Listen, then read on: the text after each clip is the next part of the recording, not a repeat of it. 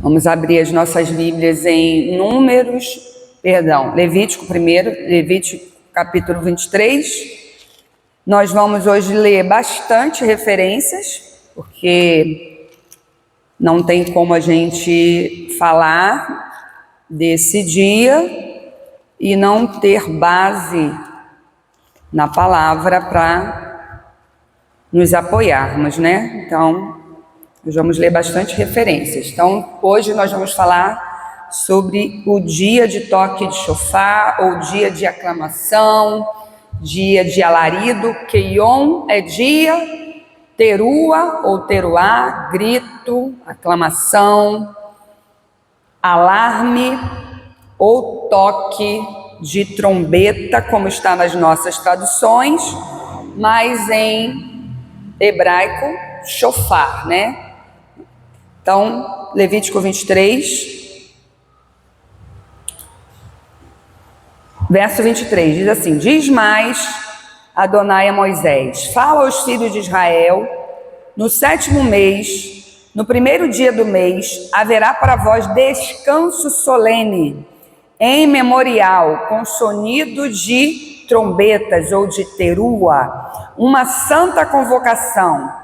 Nenhum trabalho servil fareis e oferecereis oferta queimada ao Senhor. Agora nós vamos em Números 10, Números capítulo 10, do verso 1 ao 10, que vai dizer assim: disse mais Adonai a Moisés: faze-te 2 trombetas de prata, de obra batida as farás, e elas te servirão para convocares a congregação e para ordenares a partida dos arraiais. Quando se tocarem as trombetas, toda a congregação se ajuntará a ti à porta da tenda da revelação. Mas quando se tocar uma só, a ti se congregarão os príncipes, os cabeças dos milhares de Israel. Quando se tocar retinindo, partirão os arraiais que estão acampados da banda do Oriente. Mas quando se tocar retinindo pela 2ª vez, partirão os arraiais que estão acampados da banda do Sul. Para as partidas dos arraiais se tocará retinindo. Mas quando se houver de reunir a congregação, tocar-se-á sem retinir.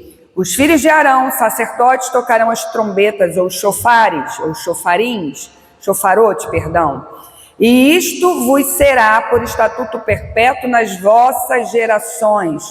Ora, quando na vossa terra sairdes à guerra contra o inimigo que vos estiver oprimindo, fareis retinir as trombetas, ou os chofarotes, perante o Senhor vosso Deus. Sereis tidos em memória e sereis salvos dos vossos inimigos.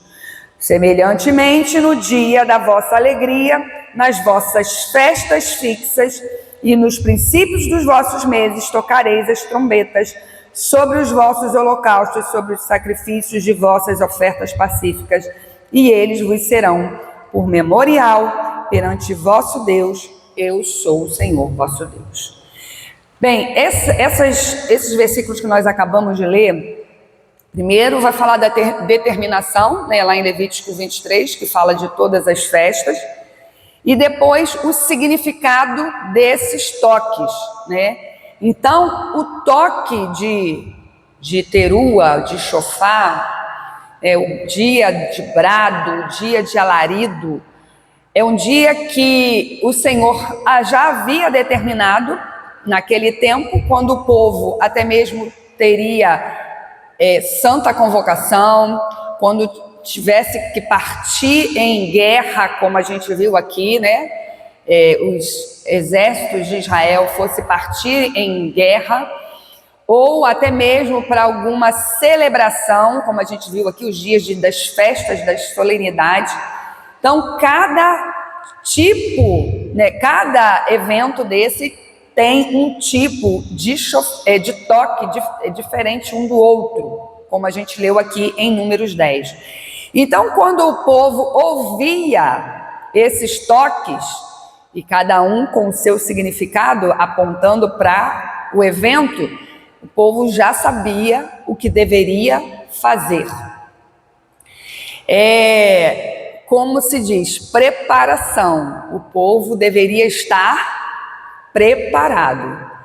E aí, quando a gente vai, né, caminhando, porque a gente entende que as festas fixas, elas são, como a gente já estudou aqui, são treinamentos, são ensaios, para que a gente possa entender que haverá esse dia, de fato, determinado, que a gente vai ler aqui algumas referências nos profetas, que é conhecido como grande, temível e terrível dia do Senhor. Então é o dia que os profetas anunciaram, e depois nós vemos lá nos evangelhos sendo falado, Mateus 24, Paulo falando em 1 Coríntios 15, Tessalonicenses, Apocalipse, referências falando desse dia.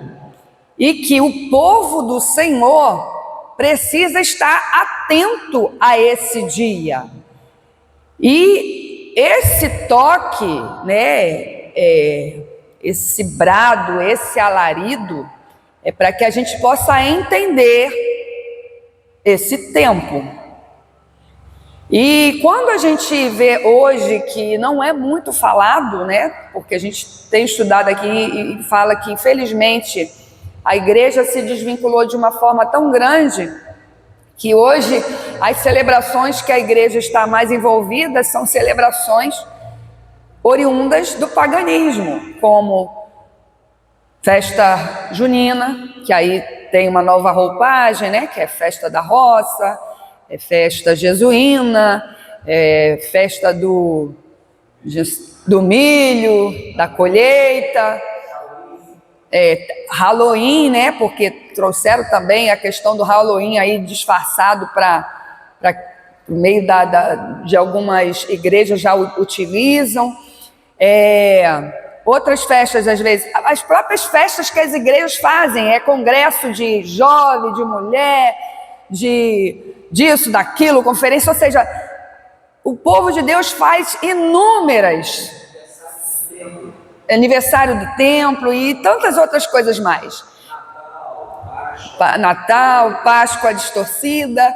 Então são várias celebrações que hoje a igreja está envolvida e ela se empenha a fazer, mas aquilo que o Senhor determinou como um treinamento, como um ensaio para o seu povo estar atento a esse tempo, a essa época, a gente vê que hoje são poucos que estão nesse, vamos dizer assim, nesse ritmo, né, nesse embalo. E querendo ou não, todas as coisas que nós temos visto acontecer com o decorrer da história, se a gente for lá vasculhar e ver que nesses períodos determinados como santas convocações, né, sempre aconteceram coisas com o povo de Israel. Né, às vezes foram a questão até mesmo das diásporas, atentados, o holocausto e tantas outras coisas que já aconteceu com o povo de Israel, e todas elas às vezes são direcionadas para esses tempos de celebrações e santas convocações. Porque, querendo ou não, como a gente também já falou bastante aqui, Israel é o relógio de Deus para o mundo, né? O tic-tac, né, do tempo de Deus para a conclusão de todas as coisas é o seu povo. Então, aqui em Números 10, nós vimos que para cada situação existe um toque diferente, né? Com certeza hoje a gente não tem como saber, porque até a gente não foi ensinado, a gente não é de família do povo hebreu, mas hoje a gente entende que o que a gente precisa estar atento com relação a esse dia de aclamação é estar preparado. Você precisa estar preparado para esse dia. Por quê? Porque nós vamos ver que esse dia fala que vai ser um dia de som, alarido, brado, toque de trombeta, como está nas nossas traduções, para acontecer esse fenômeno que vai abalar, né, os 4 cantos desse globo terrestre. Se a gente a gente já vê algumas coisas aí acontecendo, guerras e rumores, e a gente às vezes se assusta com determinadas coisas. Eu fico imaginando esse dia, que será, como os profetas falam, o dia temível e terrível.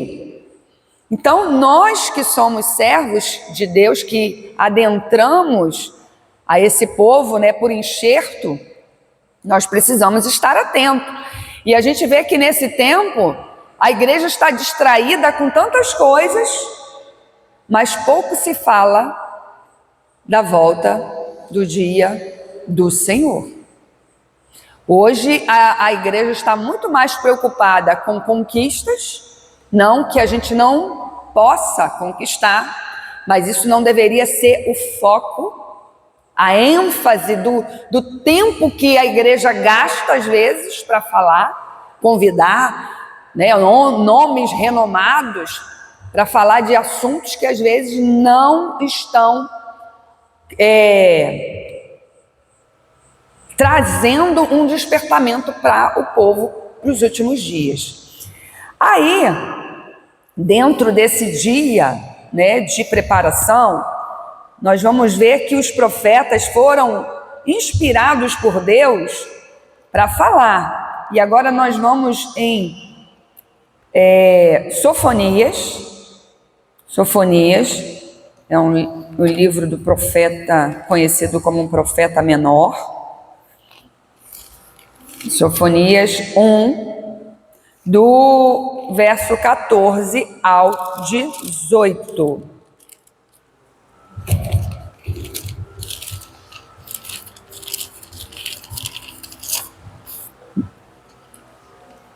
Diz assim: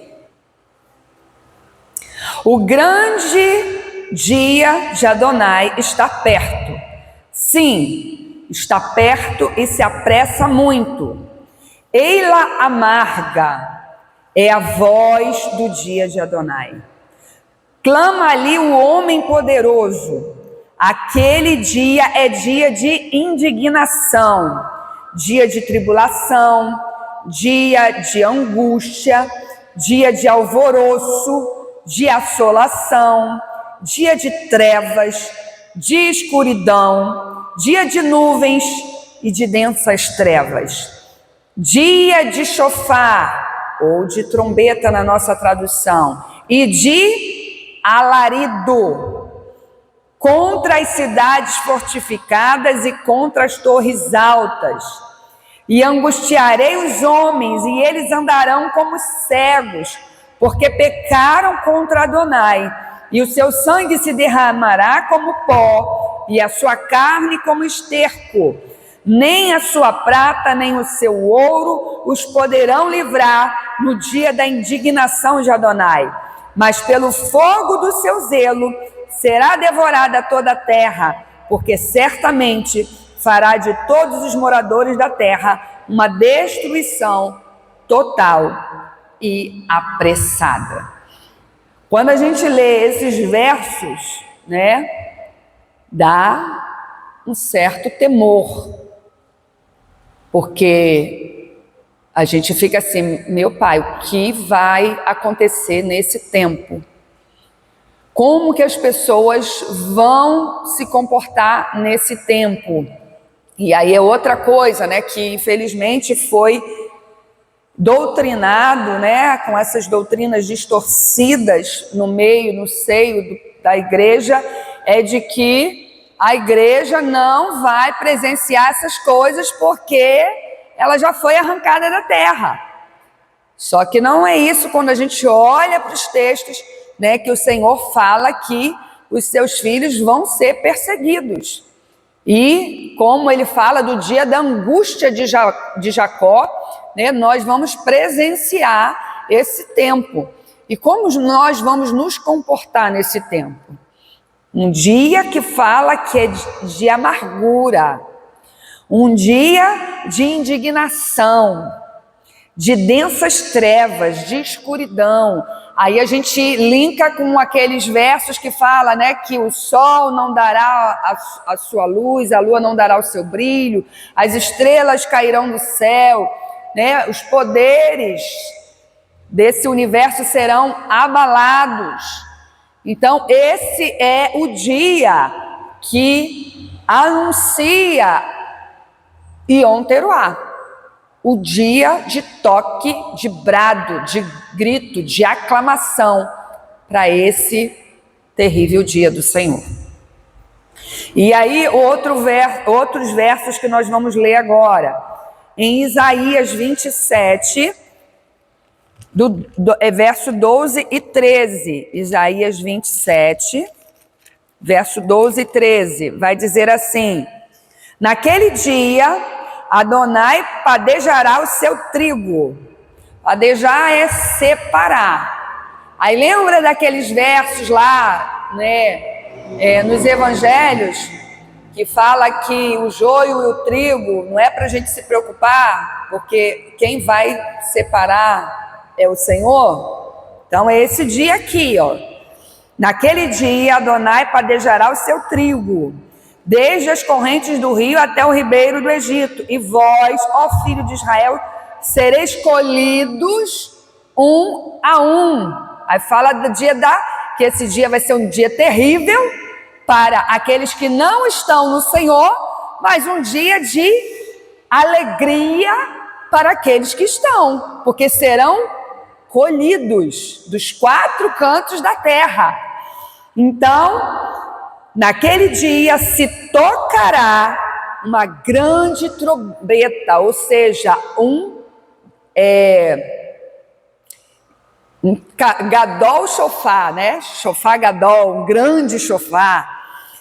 E os que andavam perdidos pela terra da Assíria e os que foram desterrados para a terra do Egito tornarão a vir e adorarão Adonai no Monte Santo em Jerusalém. Aí linka com aqueles versos que fala, né, de que o Senhor congregará os seus filhos dos 4 cantos da terra. Então aqui, ó, serão, né, todos os que foram desterrados, que foram espalhados, tornarão a vir. O Senhor estará e eles adorarão ao Senhor aonde? No Monte Santo em Jerusalém, porque é o lugar que Deus escolheu para pôr o seu nome. É outra coisa que nós não temos como tirar. Tem pessoas até que hoje no meio até da cristandade fala que esse negócio de que que lá é de Israel, que idolatria. Gente, não é idolatria. Deus escolheu aquele lugar para estabelecer o seu nome naquele lugar. Agora, por que ele escolheu? A gente não sabe, ele sabe. E fala que lá é o Monte Santo do Senhor. Onde que é o Monte Santo do Senhor? É onde hoje, infelizmente, está a mesquita dos muçulmanos, né?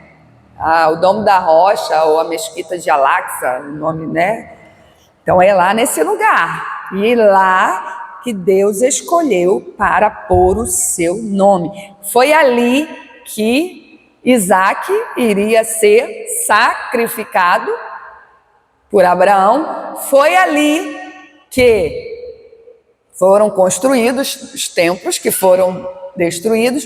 Foi ali que também, né, o Senhor, no próximo dali, o monte do Gólgota, que ele foi também crucificado, né? Então, por que é aquele lugar? Deus sabe. Joel 2, nós vamos lá agora, do verso 1 ao 3, e depois o verso 11. Joel 2, do 1 ao 3, vai dizer: tocai o chofar em Sião, ou a trombeta em Sião, e dai o alarma no seu santo monte. Olha aqui de novo, no seu santo monte. Por que no seu santo monte? Porque se nós formos em Zacarias, nós vamos ver que no lugar, no Monte das Oliveiras também, que é de frente a esse Monte Santo do Senhor, Jesus, Yeshua, ascende aos céus e é ali que ele vai descer. Zacarias 14, como a gente também já falou aqui bastante.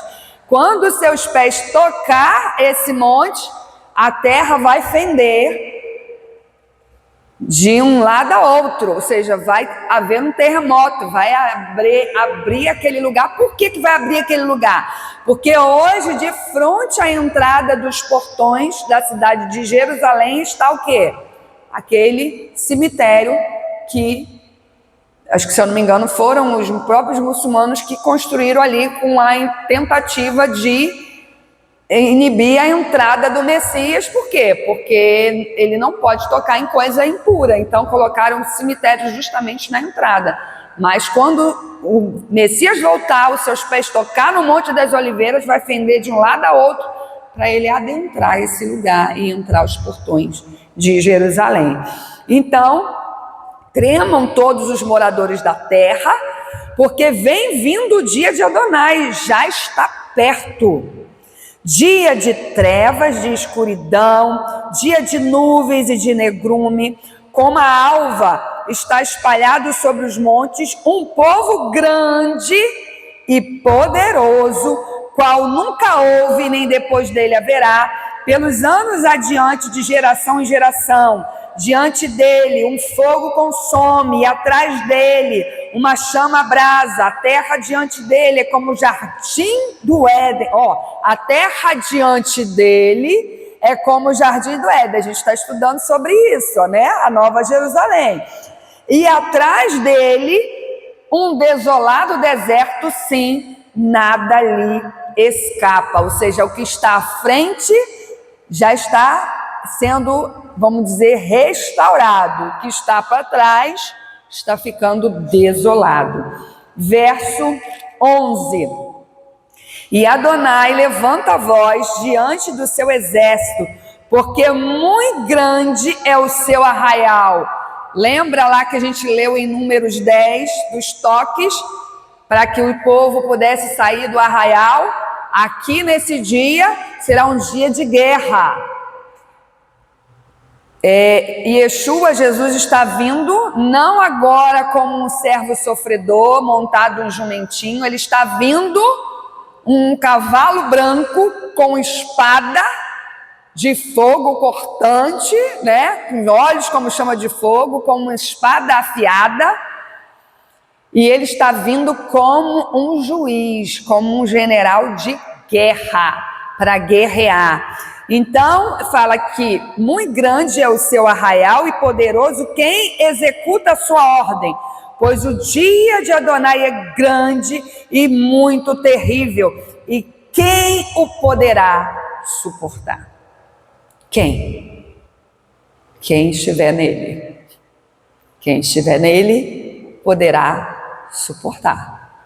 Mas quem não estiver nele, infelizmente, será subjugado. E aí nós vamos ainda agora para as referências nos evangelhos, começando em Mateus 24.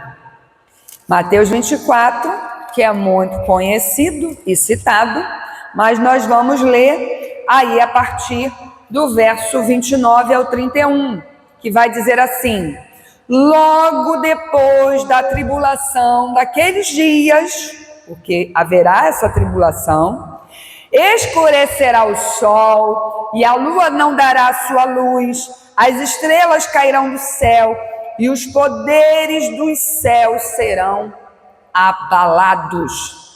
Então aparecerá no céu o sinal do Filho do Homem, e todas as tribos da terra se lamentarão e verão vir o Filho do Homem sobre as nuvens do céu com poder e grande glória. E ele enviará os seus anjos com um grande clangor, ou seja, grande som de trombeta ou de chofar, os quais lhe ajuntarão os escolhidos. Lembra do verso que nós lemos lá, que será colhidos de 1 a 1? Se conecta com esse verso. E juntarão os escolhidos desde os 4 ventos, de uma a outra extremidade dos céus.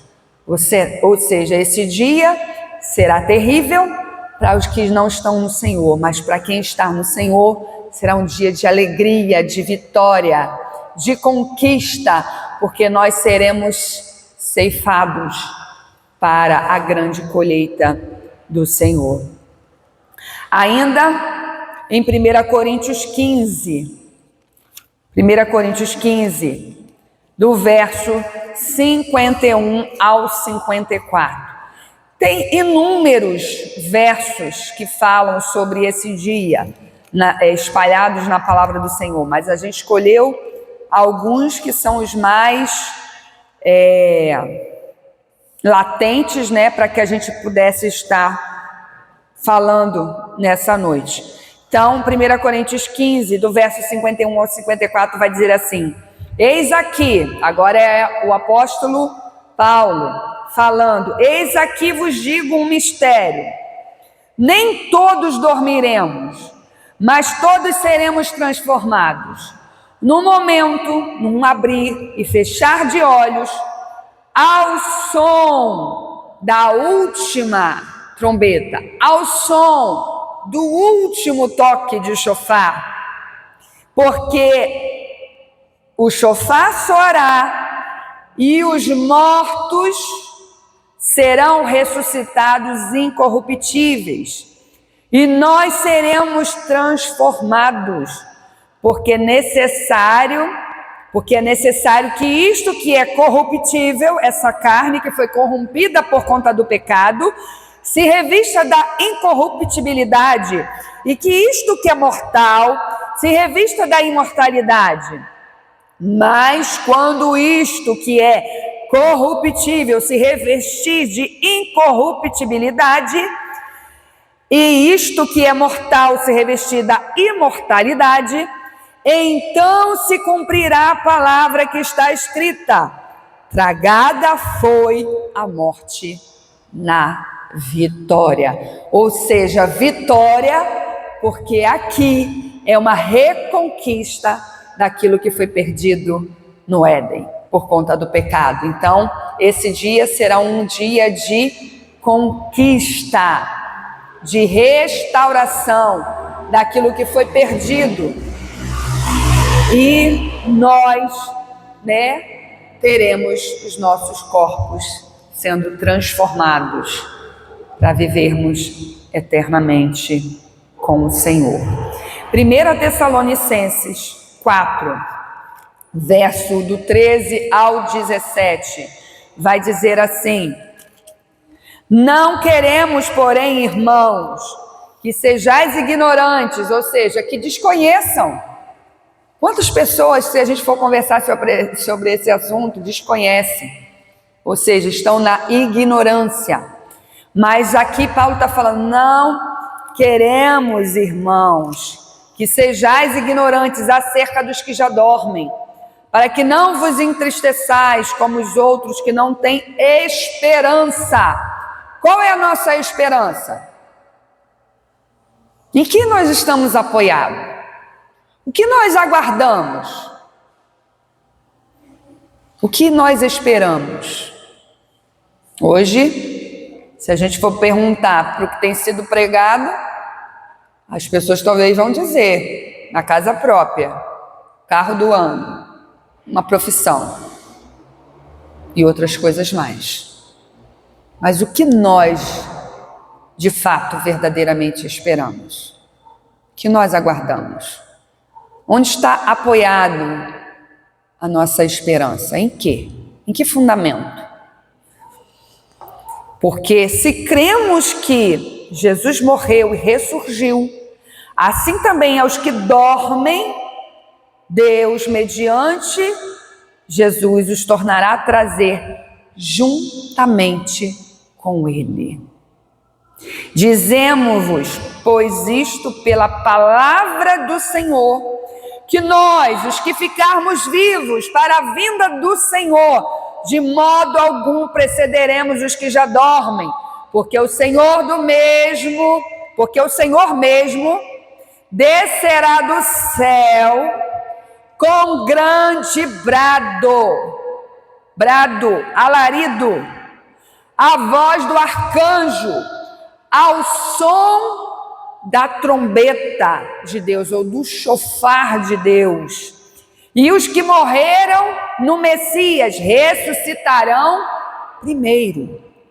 Depois, nós, se estivermos vivos nesse momento, nós não sabemos se vamos estar vivos ou mortos, mas se porventura nós estivermos vivos, seremos levados ou arrebatados juntamente com eles nas nuvens. Não é no céu, é nas nuvens. As nuvens estão numa esfera abaixo do céu. Então seremos levados nas nuvens ao encontro do Senhor nos ares. E assim estaremos sempre com o Senhor. Porque Yeshua, Jesus, está vindo. E Ele está vindo para quê? A gente está estudando também isso aqui o tempo todo. Está vindo para definitivamente estabelecer o reino do Pai, que foi perdido por conta da queda do homem, e hoje, infelizmente, esse reino está nas mãos do opositor. Está nas mãos de quem? Do adversário. O mundo jaz no maligno. O sistema hoje que governa esse mundo é o sistema maligno. Por isso que a gente vê o aumento de todas essas coisas que contradizem a palavra, é porque o mundo jaz nele. Mas o seu filho, o Filho do Eterno, está vindo para estabelecer de uma vez por toda o reino do Pai e retomar aquilo que é por direito, para que, Deus seja tudo em todos. E aí nós vamos agora para Apocalipse, que é o fechamento. 11, Apocalipse 11, tem várias referências aqui em Apocalipse, da questão do toque das trombetas, até mesmo porque tem as 7, das 7 trombetas. Cada trombeta, cada chofar vai anunciar algo da parte do Senhor, e isso é como uma sentença, como um juízo. Mas a 7ª é a última que se conecta com o que Paulo fala em 1 Coríntios 15, ao soar da última trombeta, como a gente leu. Então aqui a 7ª é a última, é o último toque de chofar que vai acontecer. E aí nós lemos a partir do verso 15, Apocalipse 11, verso 15 vai dizer: e tocou o 7º anjo a sua trombeta, ou seja, o seu chofar.